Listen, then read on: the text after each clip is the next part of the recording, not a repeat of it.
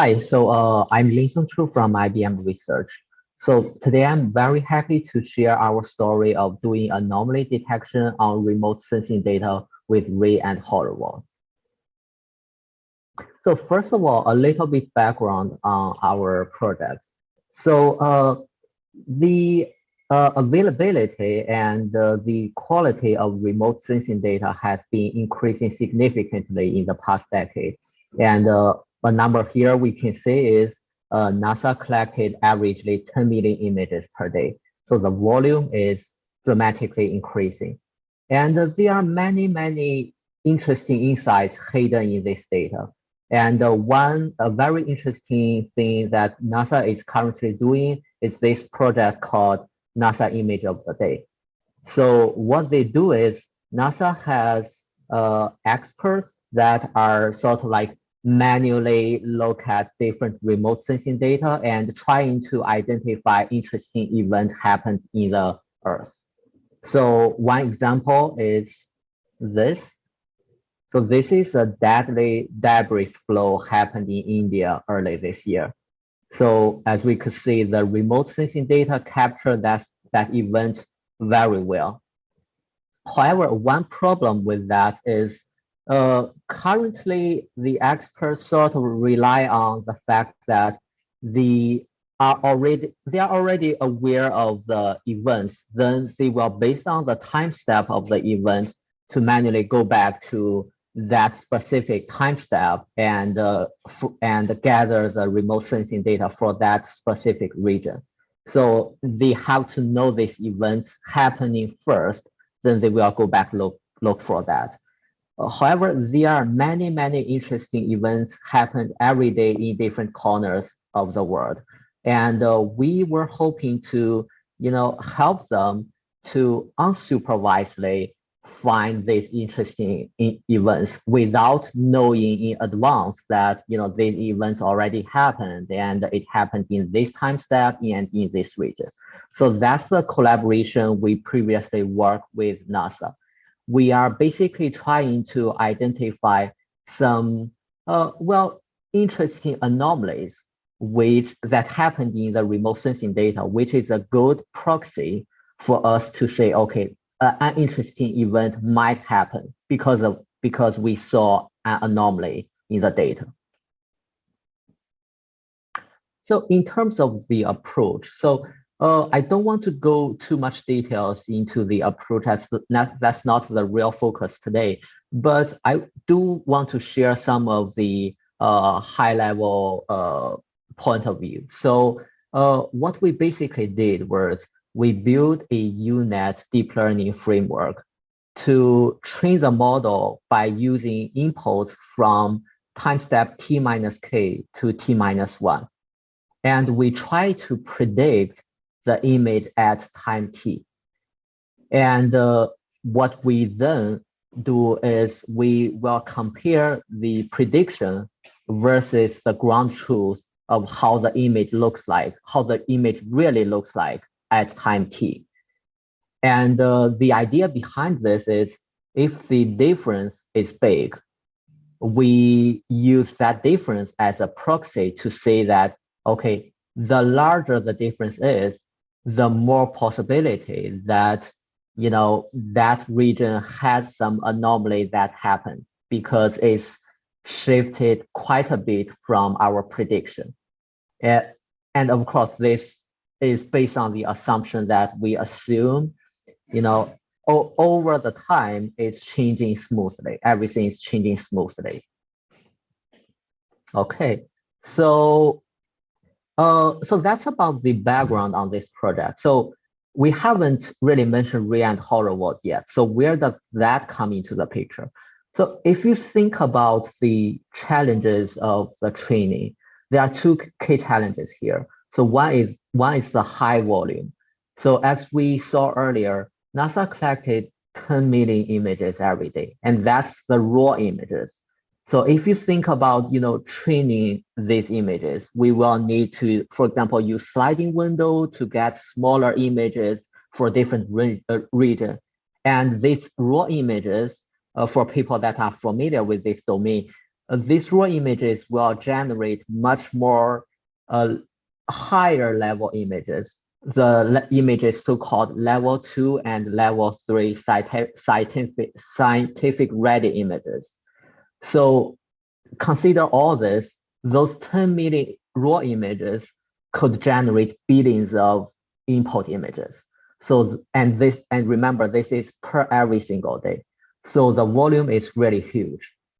Therefore, the distributed training is really necessary here. So that's the part we rely on Ray and Horovod to do the distributed training. So another challenge is the volatile volume.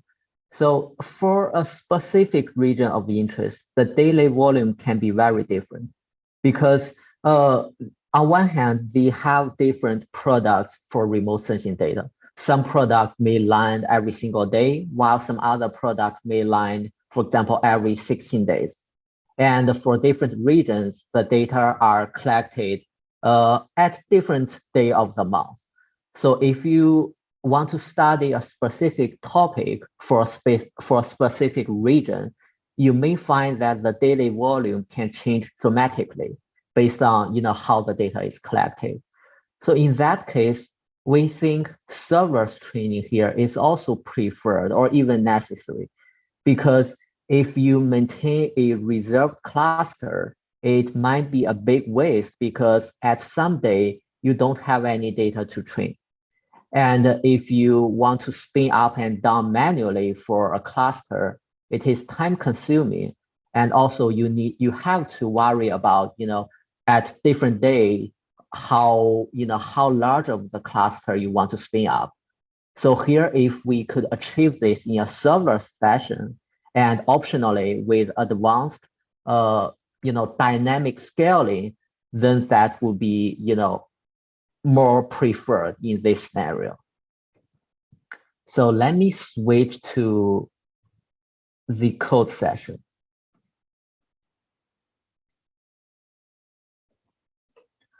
So here is the repository that we put together to for this project. And so if you look at the components part, we actually have 3 components for this particular effort. So one is the code engine. Code engine is IBM's solution for serverless training. It is a serverless component that built on top of Kubernetes. So here, of course, since we support all various of environment, so you can also use other favorite cluster management tools. You can either run this on a vanilla Kubernetes. You can also run other derivatives of different Kubernetes-based clusters. So here in IBM, we use this code engine because it also gives the benefit of serverless, providing a serverless solution with dynamic scaling capability. So the second component is Ray. Ray here provide a Ray cluster that built on top of our code engine. So this enable us to easily run distributed application. And the third layer is Horovod. Horovod here provides the real distributed deep learning framework for running your favorite, deep learning tool here. And the Ray and Horovod has this very good integration, which is exactly what we are using here. So going into the actual code. So the first thing we notice is that all we need is actually 2 small files, 2 tiny files. So one is this so-called Ray cluster YAML file. This is basically a YAML file that contains all the required configurations for spinning up your Ray cluster. So this would look quite identical or well, extremely similar, no matter you use our code engine or use on your vanilla Kubernetes. So it's a very typical YAML file, and if you are familiar with Kubernetes, many of these parts are essentially similar to Kubernetes configurations. So with this, you are able to just submit this cluster YAML file to spin up the re-managed cluster on your own cluster. And another file is this I would say the real training script. So here with the great integration of running Horovod on Ray, we were able to basically change very little on the vanilla code. So we previously had this vanilla TensorFlow code that runs on standalone TensorFlow. And we were able to convert this into a Ray code by doing some just couple lines of code addition, which simply we just follow the sample code provided by Ray. And then that's really all you need. So with a single Ray cluster YAML file and a actual training, a remodified training script, these two are all you need to run this Ray application. And we have been relying on these two small files to train our serverless and distributed deep learning training for the NASA project. Lastly, I want to share one interesting finding. So we have been using this and found a lot of anomalies. So here is one example of what we found. So here the input data we were using is called NDVI, which is the vegetation index. This is, I believe this is a level 3 remote sensing data, which is sort of like the scientific ready remote sensing data. And it measures the healthiness of vegetations. And this is really what we identified as anomaly. So the middle part. It's quite virally as well, because as we could see, it's sort of like suddenly changed from solid green to a very palm green to the green is decreased dramatically, and this got picked up by our model. This turned out to be the Woolsey wildfire that happened in California. So yeah, that's the interesting example I would like to share, and also that's about my presentation today. Thank you.